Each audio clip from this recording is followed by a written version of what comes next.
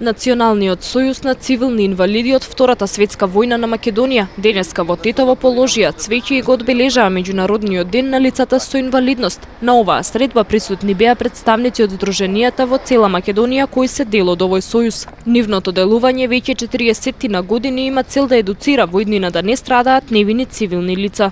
Со цел да се поразговара за тоа досега какви активности се преземени, нивото и правата на лицата со инвалидност, како и активноста досега на планот на превентивата, отстранување на експлозивни материјали и запознавање на младите генерации со овие убојни средства, за да не фаќаат такви предмети.